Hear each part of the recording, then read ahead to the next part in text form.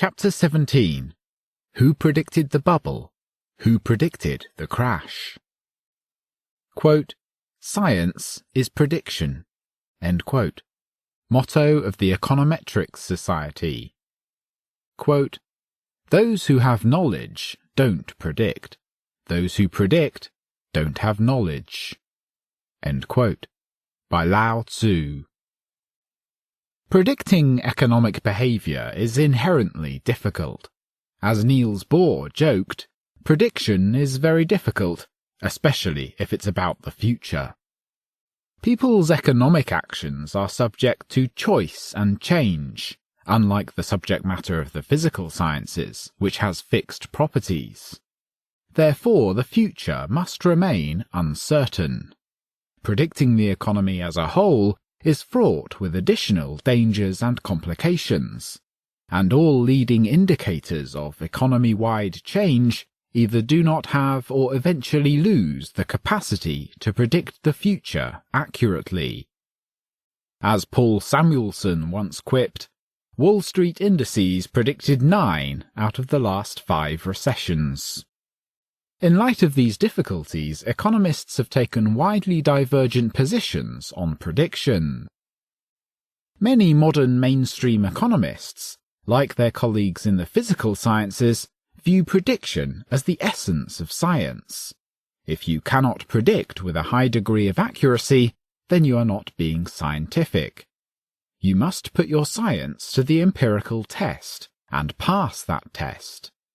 The dominance of positivism in economic methodology encourages economists to worry less about the logical consistency of their models and to concentrate more on the development of models that exploit historical data in making predictions.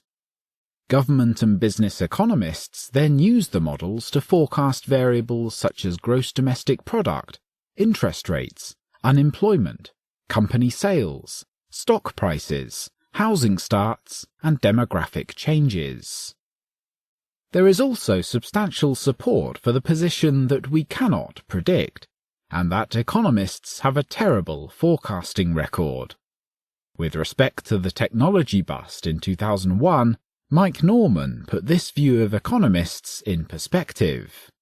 Quote, "I'm an economist. Big deal, right? Until last year, economists got even less respect than Wall Street analysts. Now we're just a notch above.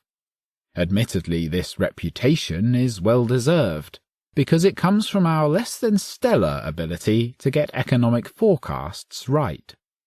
With all of that data and plenty of powerful computing ability, you'd think we could produce better forecasts. Heck, even the local weatherman puts us to shame." End quote. The street, having witnessed countless forecasts go wrong, is naturally suspect. As Lindley Clark once noted in the Wall Street Journal, economists have a great deal of trouble predicting the future, and it's unlikely that this unhappy situation ever will change. Indeed, some economists think that forecasts are akin to magic, and that such magic is contradicted by the very essence of economic science. Deirdre McCloskey has expounded on this view of economic forecasts. Quote, "Economics is the science of the post-magical age. Far from being unscientific hooblahoo, economics is deeply anti-magical. It keeps telling us that we cannot do it, that magic will not help. Only the superstitious think that profitable forecasts about human action are easily obtainable. That is why economics, contrary to common sneer, is not mere magic and hooblahoo. Economics says that forecasts, like many other desirable things, are scarce. It cannot be easy to know what great empire will fall, or when the market will turn. Dr. Friedman, what's going to happen to interest rates next year? Hooblahoo. Some economists allow themselves to be paid cash money to answer such questions, but they know they cannot. Their very science says so." End quote.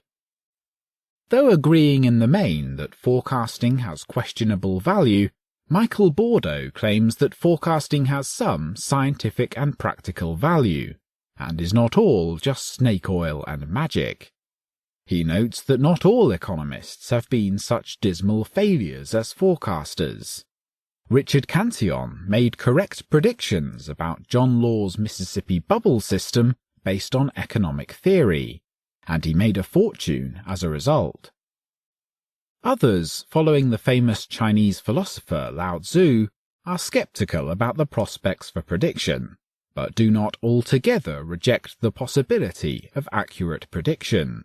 They merely restrict themselves to hypothetical and qualitative prediction. Foremost among this group are the Austrian school economists, who reject the notion of fixed relations between human-controlled variables and even the idea that data can be used to test an economic theory. Austrian economist Ludwig von Mises rejected the general notion of forecasting and claimed that economics can provide only qualitative predictions about particular policies. Quote, "Economics can predict the effects to be expected from resorting to definite measures of economic policies. It can answer the question whether a definite policy is able to attain the ends aimed at, and if the answer is in the negative, what its real effects will be. But of course this prediction can be only qualitative. It cannot be quantitative, as there are no constant relations between the factors and effects concerned. The practical value of economics is to be seen in this neatly circumscribed power of predicting the outcome of definite measures." End quote. The problem of predicting with the goal of preventing stock market bubbles and crashes is especially important, not just because busts result in huge financial losses for some investors, but because many of these extreme financial cycles can disrupt the financial system and lead to real economic contractions. Unfortunately, economists have yet to develop a generally accepted view of bubbles, and have little to offer in predicting them. Bubble predictions. Quote, "If you can look into the seeds of time, and say which grain will grow and which will not, speak then unto me." End quote, by William Shakespeare from Macbeth. Quote, "Responsible economists and economic analysts should have been warning the public about the prospects of a market crash and its implications for both the economy as a whole and their personal fortunes. However, few economists were issuing such warnings." End quote, by Dean Baker from Dangerous Minds, the track record of economic and financial analysts. One person who did issue warnings regarding the stock market bubble and the problems a stock market crash might generate was Dean Baker of the Centre for Economic and Policy Research. In the aftermath of the technology bust in 2001, he made the following observations. Quote, 1.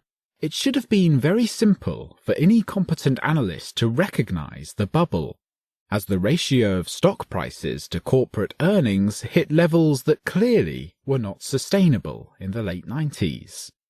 The failure to recognize the bubble and warn of its consequences stems in part from a misunderstanding of the stock market and its role in the economy. 2. While there were some economic analysts who did warn of the market bubble, their views were almost completely excluded from the media. 3.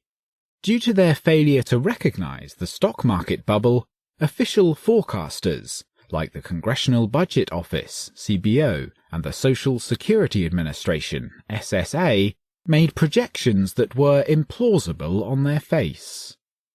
4. Most managers of large investment funds, including public and private pensions and university and foundation endowments, failed to see the bubble and its inevitable collapse. While the failure to recognize and warn of the stock bubble amounted to an enormous professional lapse, few economic or financial analysts seem to have paid much of a price for for their mistake." End quote. I myself presented such warnings and analysis in public lectures, radio broadcasts, newspaper articles, and on the internet, but with little or no effect. In a public lecture in Houston on July 15, 1999, I addressed an audience about Alan Greenspan's luck in increasing the money stock without price inflation, and I warned that the Fed's actions inevitably would have negative economic consequences, especially for stocks and the dollar. I appeared on the Financial Sense News Hour on April 3, 2000, and April 4, 2001 on a radio show called Credit Bubble. On the Barstool Economists list on January 5, 2001 and January 7, 2001, I issued warnings that the dollar, then near its peak, would probably weaken over time. I also wrote several letters to newspapers, such as Investors Business Daily, during this period, none of which was printed. The Wall Street Journal's semi-annual survey of economic predictions indicates that forecasters have had difficulties in understanding the stock market bubble. The survey released on January 4, 1999, found forecasters to be concerned about the economy and forecasting low rates of economic growth, the majority expecting higher inflation and a 30% chance of entering a bear market in stocks. The survey released July 2, 1999, found those same economists raising their forecasts of the GDP growth rate by 50% for the remainder of 1999, in response to higher-than-predicted growth rates in early 1999. Even though they remained personally bullish on the stock market, they expressed greater concern about a bear market beginning in 1999. After the Y2K crisis passed, the survey released on January 3, 2000 found economists to be euphoric about the prospects for 2000. "There is no end in sight to the expansion," said Alan Sinai, an economist at Primark Corporation. The group remained bullish on stocks, and 95% of the forecasters attached a probability of less than 30% to the onset of a recession. Only long-time bear Gary Shilling forecast a recession based on the stock markets crashing. After a decline of more than 30% in the Nasdaq index, the survey released on July 3, 2000, found economists confident that the Federal Reserve, the Fed, would engineer a soft landing. The optimists believed in the Fed's perfect soft landing, whereas the pessimists foresaw a soft landing but worried that the Fed would not do enough to fight inflation. However, the group finally was starting to express more concern about the future of the economy and the stock market. These forecasters' record seems extremely weak. As reported by the Wall Street Journal, their record is poor. They seem to have no clue about the changes in the economy's short-term outlook, instead simply projecting the historical trends forward. The record of government economists mirrors that of Wall Street analysts. I compare forecasts from the Congressional Budget Office, CBO, and the White House with those from Wall Street in Table 1. Under each group's heading, its annual forecasts for the period 1992 to 2002 are compared with actual economic growth rates. From 1992 through 1996, the forecasts were accurate, as the economy followed the trend line. From 1996 through 2000, forecasters from all three groups underestimated economic growth rates, as the economy and the stock market went into the bubble phase. Then, from 2000 to 2002, they all overestimated economic growth rates, following the trend and failing to anticipate the meltdown in the stock market and the economy. The mean absolute error for all three groups was approximately 1 percentage point, so their average forecast for growth rates was off by approximately 20%. Two of the most famous predictions concerning the stock market came from James K. Glassman and Kevin A. Hassett in their 1999 book Dow 36,000, The New Strategy for Profiting from the Coming Rise in the Stock Market, and from Robert J. Schiller's Irrational Exuberance in 2000. Some traditional investment advisors were quick to warn against Glassman and Hassett's recommendations.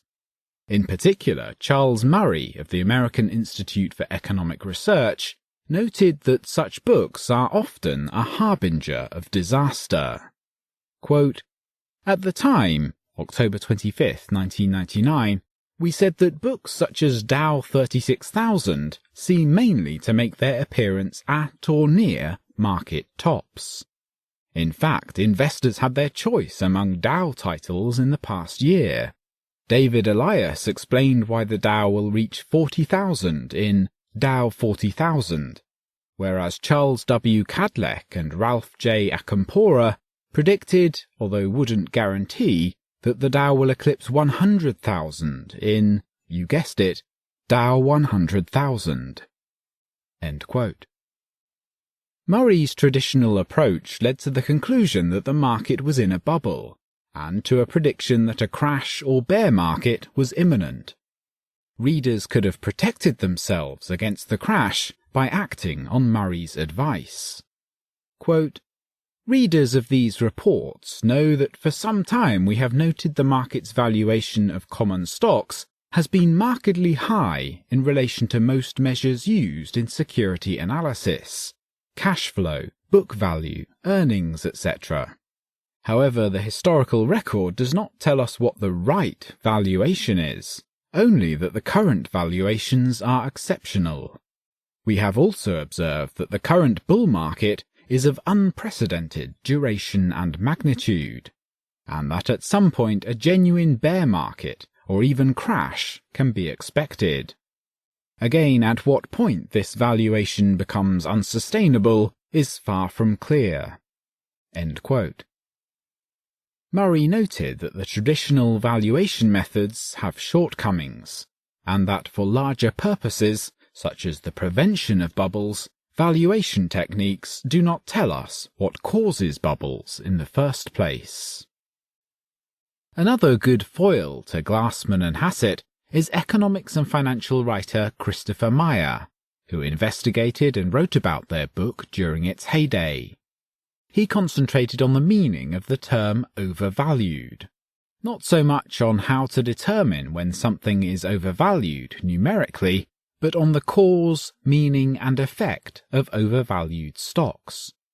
Specifically, he criticized the notion of perfectly rational and efficient markets, and showed how markets can, in a sense, lose their rationality.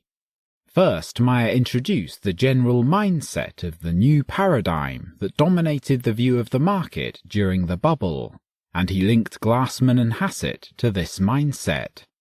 Quote, "Are stocks overvalued? One answer is that it depends on whom you ask. Those who are buying and holding apparently think that they will be able to sell them at higher prices. Maybe they believe in a new paradigm, where the old yardsticks of value are useless."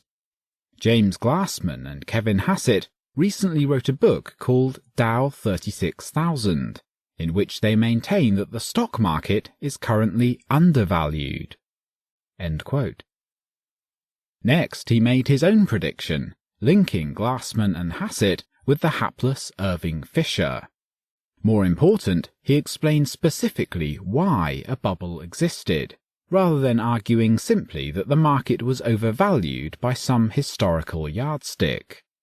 Quote, "Looking back, future financial historians will likely relate the Glassman-Hassett thesis to Irving Fisher's famous proclamation in 1929 that stock prices have reached a permanent and high plateau.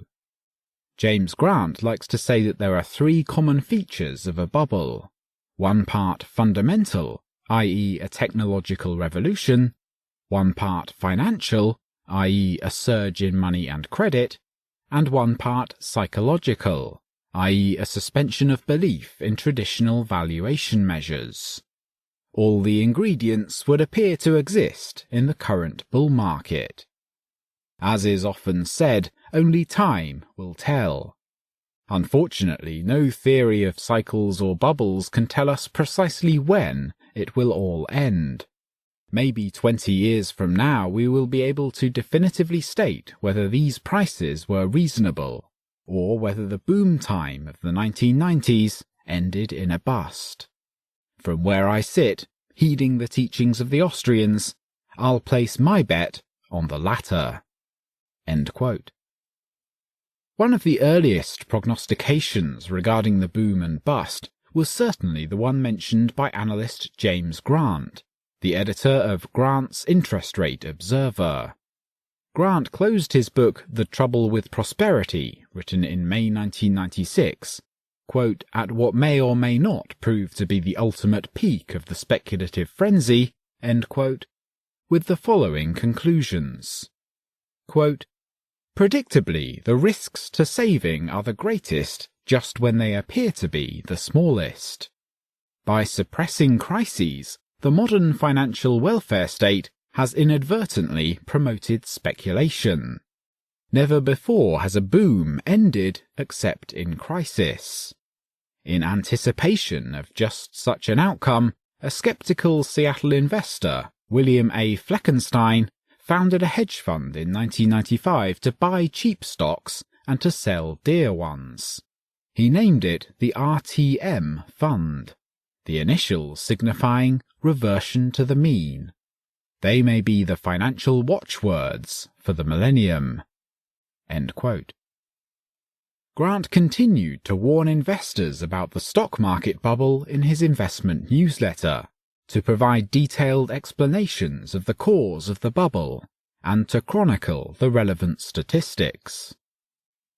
Another early analysis came from Tony Deedon, 1999, at Sage Capital Management, who identified the bubble and its causes and predicted a crash. Quote, "We fully expect a decline in securities prices and the almighty dollar over the next years. There is no new paradigm. Economic sins have consequences. Hopefully, perhaps even economists will learn that inflation is measured by the growth in money and credit, rather than in an idiotic index of consumer prices. They might even learn that growth achieved with smoke and mirrors ultimately leads to ruin. Is the incredible rise in securities prices since 1995 a reflection of real value created, or is it merely a bubble? Is this really a second industrial revolution that changes our very basic economic assumptions, or is it not? Is it a new paradigm? A world of fast growth, record low unemployment, and no apparent inflation? Have economic laws been suspended? And if not, how could so many people be so wrong?" End quote. Writing near the peak in the bubble, Deedon declared with regard to the size and magnitude of the distortions, quote, "Let there be no doubt that what we are witnessing is indeed history's greatest financial bubble. The indescribable financial excesses, the massive increase in debt, the monstrous use of leverage upon leverage, the collapse in private savings, the incredulous current account deficits, and the ballooning central bank assets all describe the very severe financial imbalances which no amount of statistical revision nor hype from CNBC can erase." End quote. He was equally clear and unequivocal about the cause of the bubble and related distortions in the economy. Quote, "Their cause is not the fault of capitalism, as it has been suggested, but an excessive amount of money and credit created by central banks. Yet this seems to escape the understanding of those who will, in one day, convene congressional hearings to determine what caused this destruction. The culprit is, as it always has been, the same organization which professes interest in bringing about price stability and low inflation, the Federal Reserve Bank, and its policies of money market intervention, credit creation, and loose money." End quote. Economist Georg G. Hülsmann, writing in August 1999, provided an analysis and prediction of the stock market bubble based on the post-1980 monetary regime in the United States. He concluded that the market boom had been created artificially, and that it was doomed to fail. Quote, "You do not need a rocket scientist to predict the bitter end of this evolution. Just as any other state of affairs that has been artificially created and maintained by inflation, the present system bears in itself the germs of its own destruction. It will experience a flat landing, of which even the most recent crises in Southeast Asia, Russia, and Latin America only give a weak foretaste." End quote. Hülsmann discussed the alternative courses of action that the Fed might take to deal with the boom and bust in the stock market. The first is to continue inflating money and credit. The second is to stop that inflation.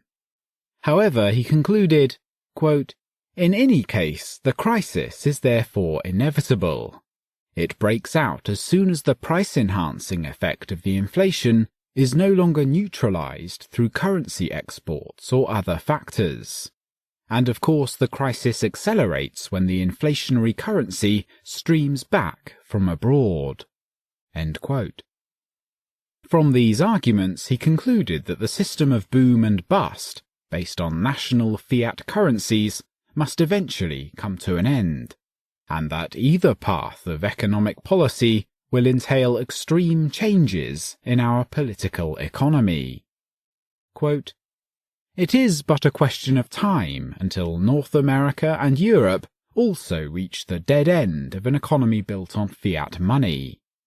At that point, however, there will be nobody to extend the lifespan of this shallow game through further credits and further inflation. Either the Western economies will then be under total government control, as it has already been the case in German National Socialism, or we are expecting a hyperinflation. It may take some more years or even decades until we reach this point of time. It can be further delayed through a currency union between dollar and euro and yen. But it is and remains a dead-end street, at the end of which there is either socialism or hyperinflation. Only radical free market reforms, in Rothbard's words, return to a commodity money such as gold on a free currency market, and a complete ban of government from monetary affairs, leads us out of this." End quote. If Hülsmann is correct, not just about the end of the bull market, but about the economic and political consequences of the bust, then the issue of stock market bubbles, their cause, and their consequences takes on a critical importance for our understanding of the future course of the overall political economy. Hülsmann is not the only economist who traced this business cycle back to the post-1980 monetary regime of deregulation. At the height of the bull market, allies of the Austrian School of Economics held a conference at which most participants emphasized the role of the Fed in creating the boom. In particular, Frank Shostak highlighted the impact of the central bank's policies. Quote, "Today's prevailing view is that central banks and other policymakers are knowledgeable enough to preempt severe economic slump. Notwithstanding the popular view, the US economy is severely out of balance. The reason for this is the prolonged loose monetary policies of the US central bank. The federal funds rate, which stood at 17.6% in April 1980, fell to the current level of 5%. At one stage in 1992, the rate stood at 3%. The money stock, M3, climbed from $1,824 billion in January 1980 to $6,152 billion at the end of June 1999. In a time span of less than a decade, it grew by over 200%. Another indicator of the magnitude of monetary pumping is the federal debt held by the US Central Bank. It jumped to $465 billion in the first quarter of 1999 from $117 billion in the first quarter of 1980, a 300% rise. Obviously, the sheer dimension of the monetary pumping and the accompanied artificial lowering of interest rates has caused a massive misallocation of resources, which ultimately will culminate in a severe economic slump. The intensity of the misallocation of resources was further strengthened with the early 1980s financial deregulation. The idea of financial deregulation was to free the financial system from the excessive controls of the central bank. It is held that freeing financial markets will permit a more efficient allocation of an economy's scarce resources, thereby raising individual well-being.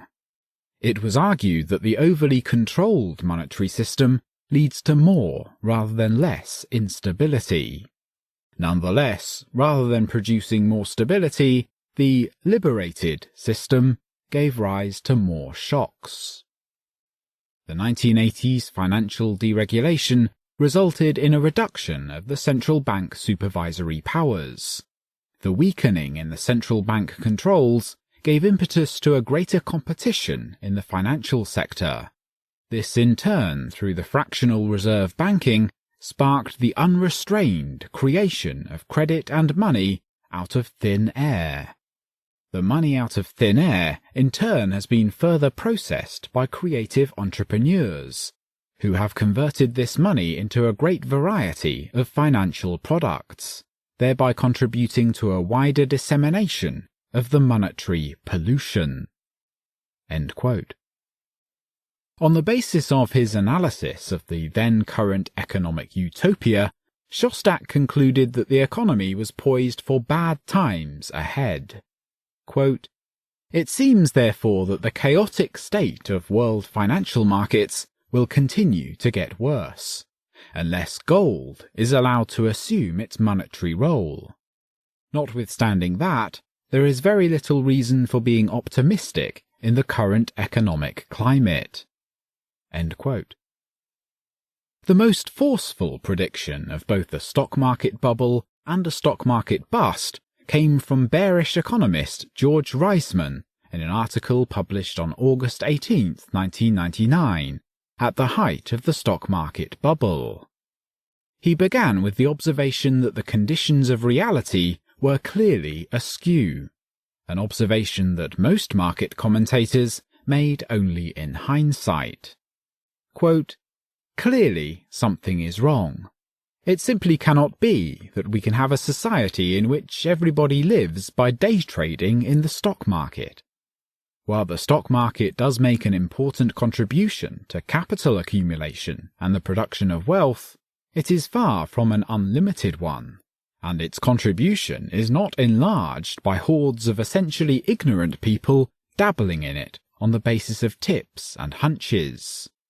Yet such an absurd outcome of practically everyone being able to live by means of buying stocks cheap and selling them dear is what is implied by an indefinite continuation of the bull market.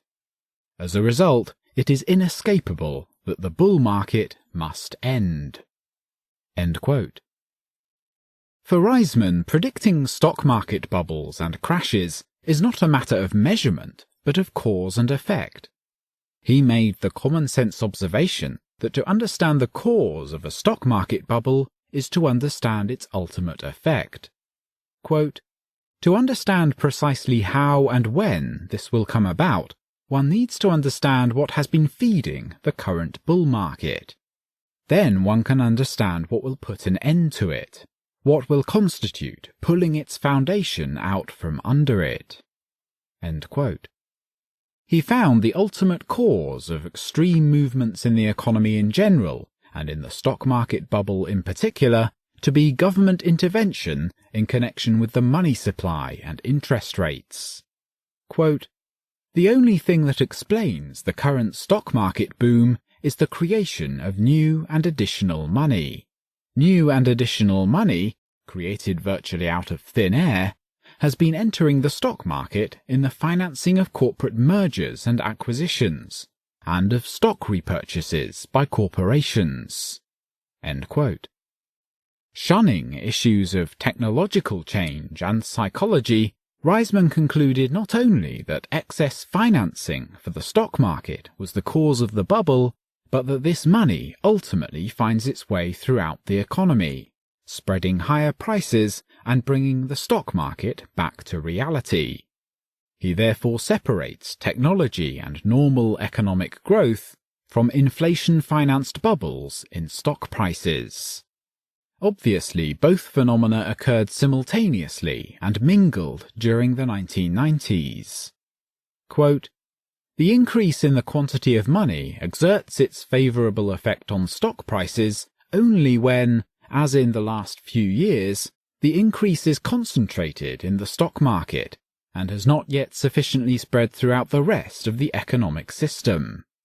When it does spread throughout the economic system and begins substantially to raise commodity prices, the effect on the stock market becomes negative."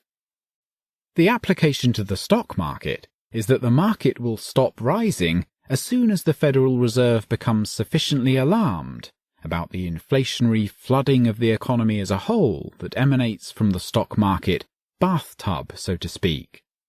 When the Federal Reserve is finally moved to turn off the water, the new and additional money flowing into the stock market, its rise will be at an end. Indeed, not only will the stock market stop rising, it will necessarily suffer a sharp fall. The inescapable implication is that sooner or later the stock market boom must end. The bubble must break. End quote. Reisman, it appears, made an accurate analysis of the stock market, identified the cause of the bubble, and accurately predicted that the stock market would crash. Economic and stock analyst Sean Corrigan also provided well-timed prognostication of the bubble and deep insight into its cause. He compared the conditions during the fall of 1999 to those during the late summer of 1987, the Japanese bubble of the late 1980s, and the Roaring Twenties in the United States. He dismissed the idea that technology and a new paradigm could have been responsible for the run-up in stock prices in the late 1990s. In his view, debt of all kinds was expanding at high rates at a time when the saving rate was plummeting. The solution to this economic paradox was straightforward for Corrigan. He blamed Alan Greenspan for overly generous provision of high-powered money, and he then proceeded to explain the impact of this highly expansionary monetary policy. Quote, "Monetary pumping on this order, as the Austrians will tell you, leads to serious distortions in the price structure of an economy, which cannot be captured in crude, aggregate index numbers. These distortions between the value of goods, present and future, lead to malinvestments and a clustering of false decisions. Factories built and productive processes put in train based on a market rate of interest artificially lowered by the effulgence of fiduciary media are not backed up by real savings, and thus become misaligned with a propensity for consumption which has, if anything, intensified." End quote. What effect do these distorted prices and investments have? Corrigan went on to make a bold and far-reaching prediction. Quote, "A raft of entrepreneurial errors lies ahead.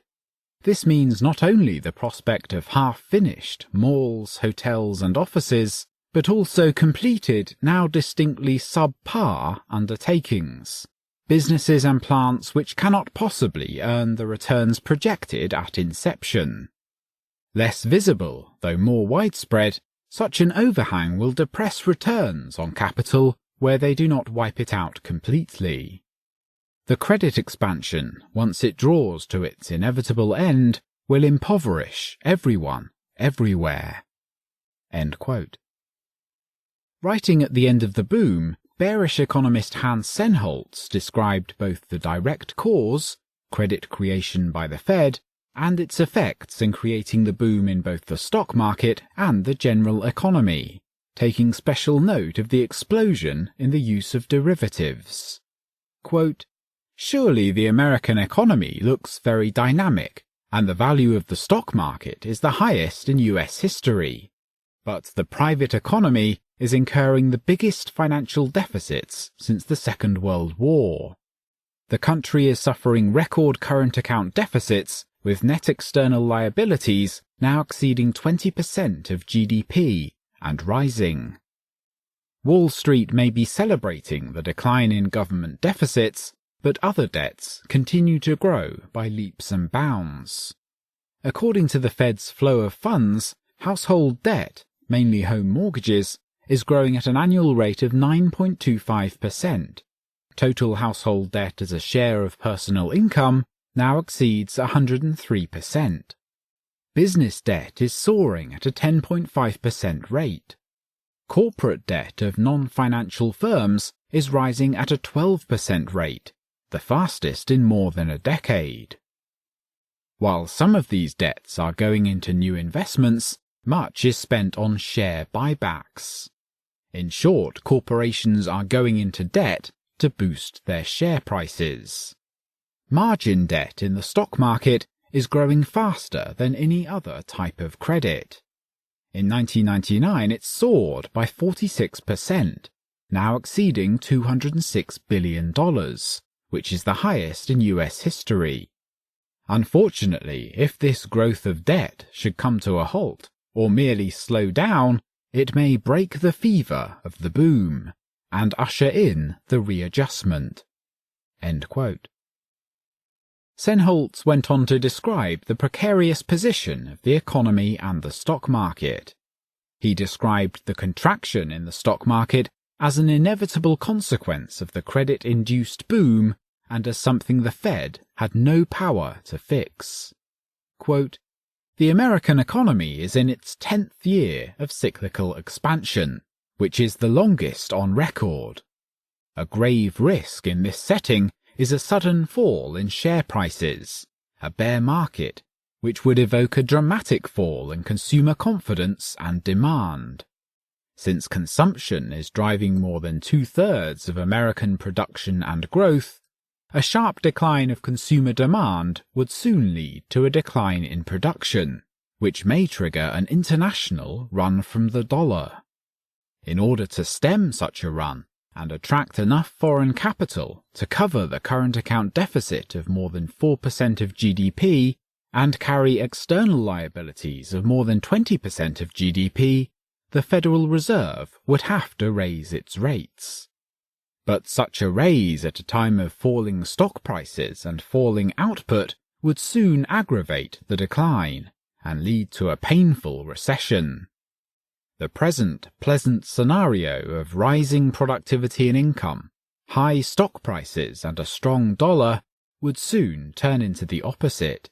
Falling productivity and income, falling stock prices and a weak dollar, declining imports, rising inflation, rising interest rates, and rising unemployment.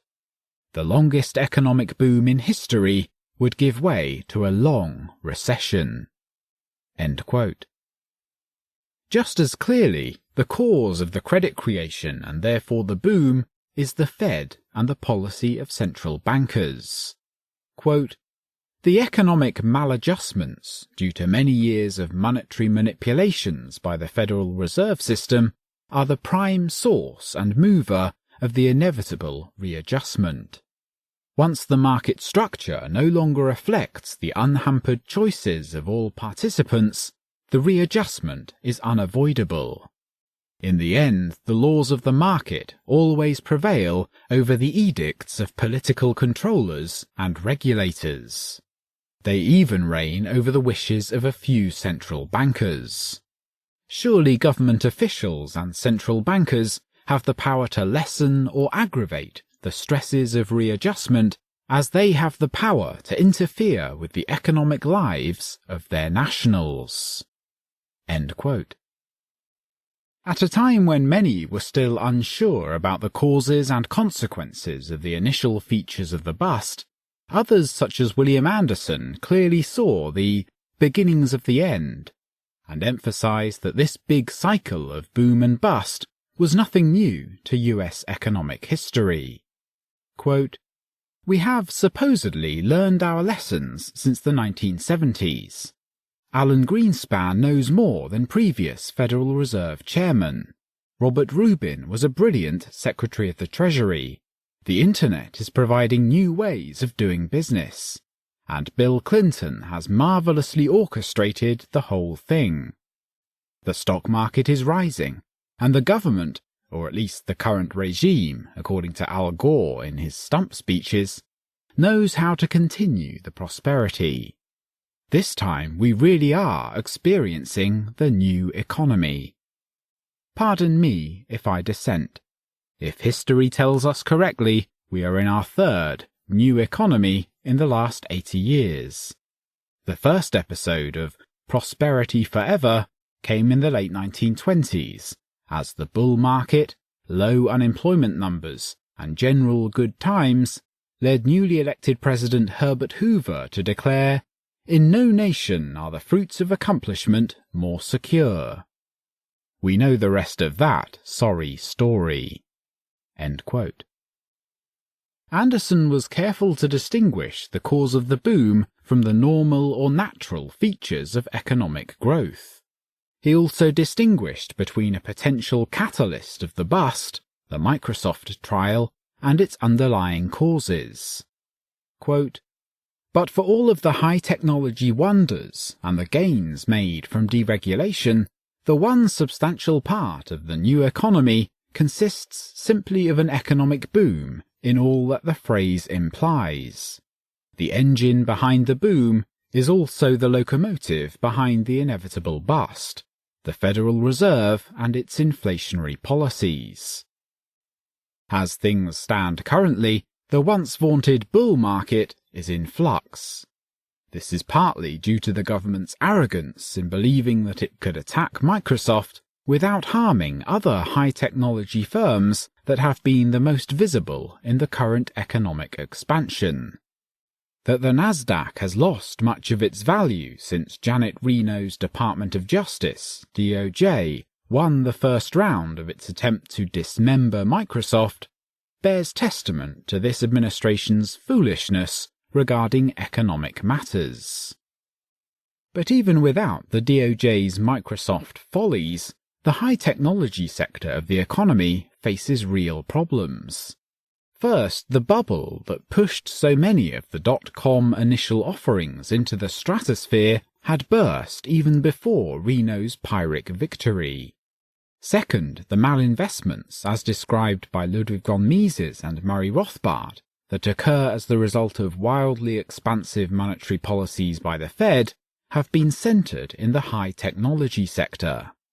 The growth of new money, that is the signature of inflation, can only come through the fractional reserve banking system in the form of loans, which, as noted earlier, have found their way into high technologies, real estate, and the stock market. Should a large number of high-technology investments go bust, or if profit rates disappoint potential investors, the new money will stop pouring into that sector. By that time we will be seeing an increase of commodity prices, and inflation will be recognized as a serious problem. The next stage will be the beginning of the recession, as the malinvestments that grew willy-nilly during the period of monetary expansion will have to be liquidated. The US economy the past 5 years has been able to absorb a large amount of new money, much more so than it could have done 2 decades ago. That does not mean, however, that it is inflation-proof or is impervious to malinvestments. The Misesian theory of the business cycle is a comprehensive theory. It has not lost its explanatory power in 2000 any more than it was irrelevant in 1969 or 1929. While we may be currently celebrating a record boom, we have not overturned the laws of economics. No doubt when that happens, the usual Keynesians in the halls of academe and in the media will blame high interest rates and the Fed's refusal to expand credit. In truth, there will be another explanation, one that people are ignoring now and will ignore then. End quote. Supply-side economist June Wanniski, 2000, attributed the bust in the stock market during April 2000 to tax liabilities accrued from capital gains in the late 1990s. Investors who had capital gains in 1999 had to pay taxes on those gains on April 15th, and Wanniski suggested that investors selling shares in order to pay their taxes ignited the decline in the prices of the stocks composing the Nasdaq index. Although this observation provides insight into what might have initiated the bursting of the bubble, Wanniski himself did not believe in financial bubbles, and encouraged his clients to jump back into the market after tax season was over. Another important prediction came from economists Stan Liebowitz and Stephen Margolis, who were considering questions of competition and antitrust policy in high-technology markets. They correctly described these markets as displaying a speculative bubble near the apex of the bubble. Quote, "This is not to imply that a speculative bubble, which seems the proper description for Internet stocks as this book is being written, spring 1999, is required to assure sufficient financing." End quote. Liebowitz later provided a more detailed examination, published after the bubble had burst, of why the bubble happened. Quote, "The book focuses on understanding why financial events went so awry. Many of the prognostications about the Internet, rapidly increasing number of users, rapidly increasing advertising revenues, and rapidly increasing sales, fertilized wildly optimistic prognostications for the performance of Internet firms, as if a virtual cornucopia of wealth would come streaming down upon investors in those companies, and it did for those lucky enough to get in early.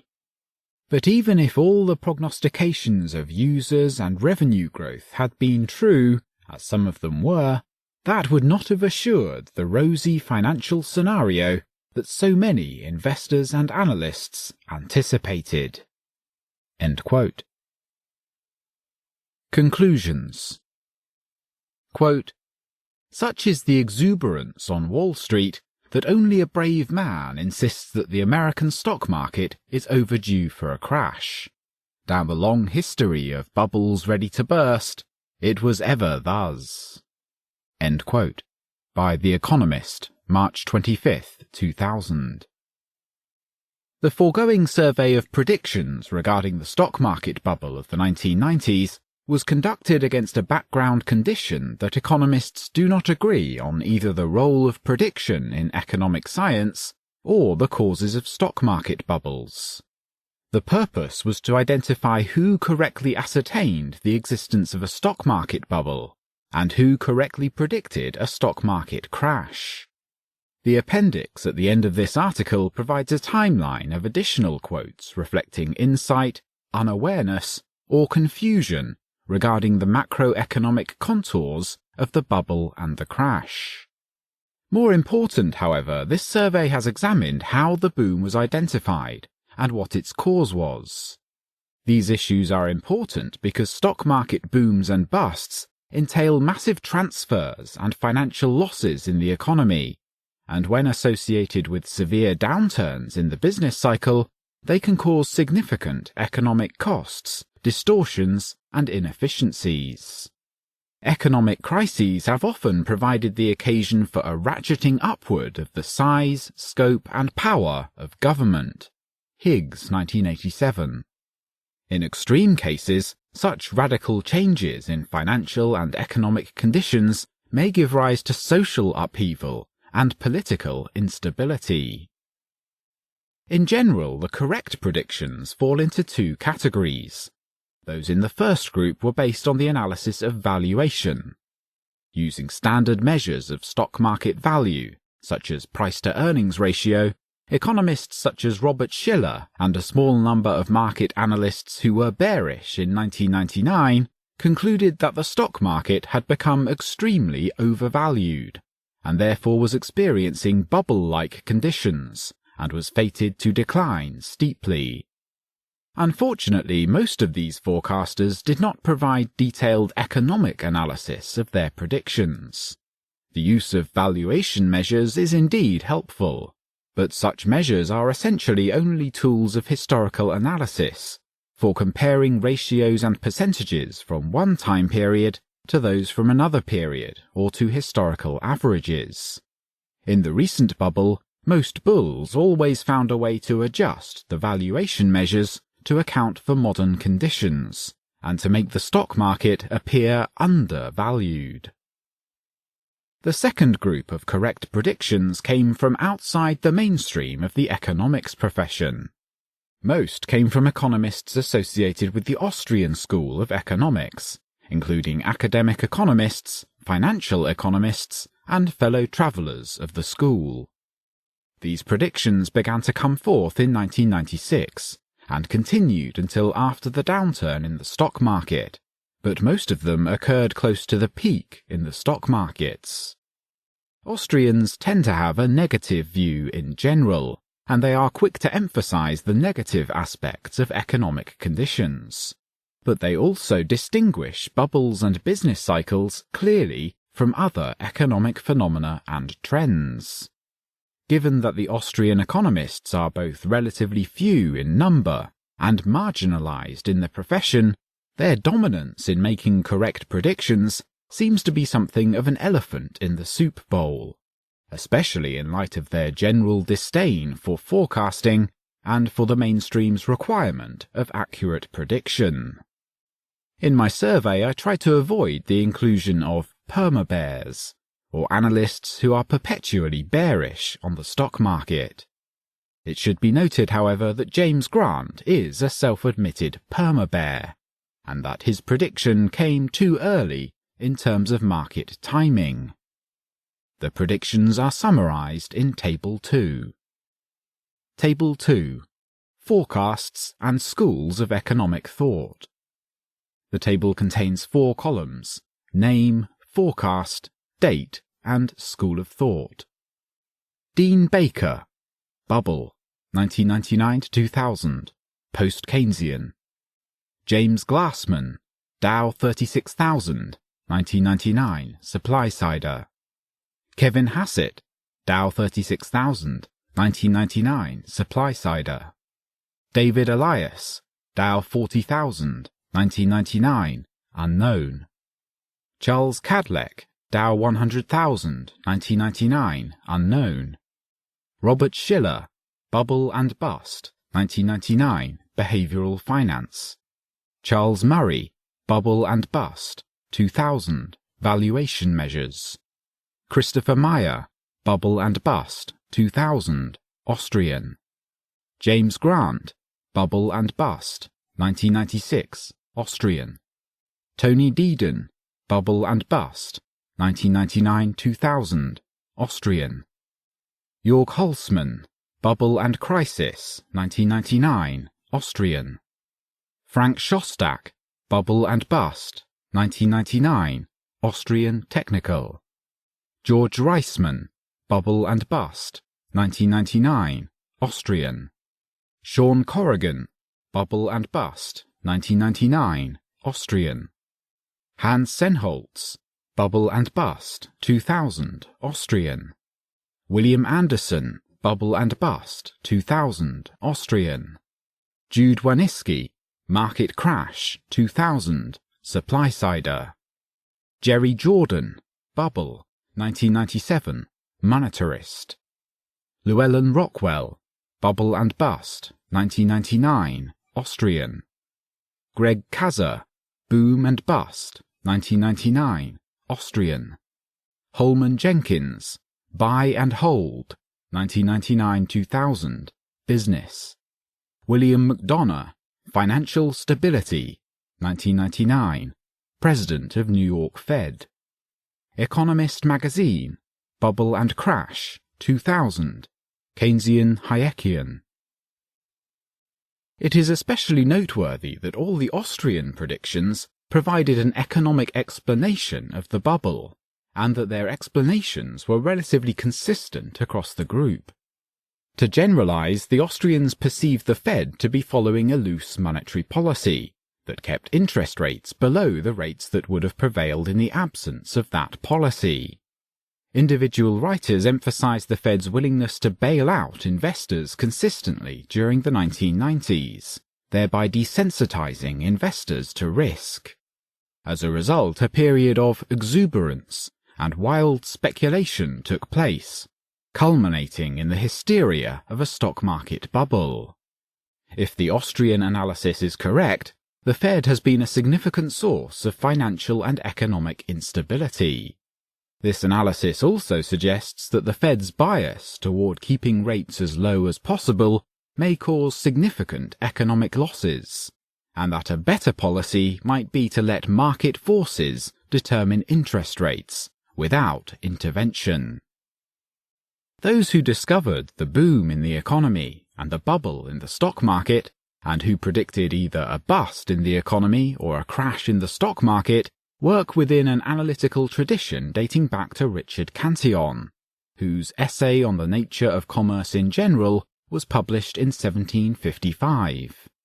The Kantian tradition was carried forward and extended in the works of Turgot, Say, Bastiat, Menger, Wicksell, Bomberwerk, Mises, Ropke, Hayek, and Rothbard, and it is now a hallmark of the modern Austrian school of economics. At the core of this mode of analysis is an emphasis on entrepreneurship and the study of what causes prices to rise and fall, encompassing wages, rents, profits, interest, and the purchasing power of money. With respect to the business cycle, the Kantian tradition shows that disturbances in the supply of money and credit, especially when a monetary authority expands the supply of paper money, changes relative prices.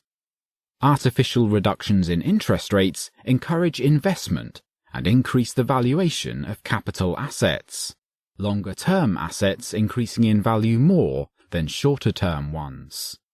The resulting changes in the structure of production, buildings, technology, and the pattern of industrial organization are called Kantian Effects. They occur during the boom, a phase when resources are misallocated, both to malinvestments and to misdirected labor. As relative prices correct themselves in the bust, resources are reallocated by mechanisms such as bankruptcy and unemployment. Capital asset prices are extremely volatile during this process. Although Austrian ideas have received more notice and attention in the financial media and in academic publications in recent years, a survey of economic textbooks at the undergraduate or graduate level would find hardly a word about Austrian business cycle theory or about Kantian effects. It may be too early for a complete revision of economics textbooks, and too much to ask that economics professors rewrite their class notes, but it certainly is time at least to introduce these concepts in classrooms and textbooks, so that students can consider an alternative paradigm and evaluate its merits. Appendix: Some other predictions. Jerry Jordan, quote, "The problem may be in asset stock markets, as suggested by historical episodes in this country, notably in the 1920s and in Japan in the late 1980s." End quote.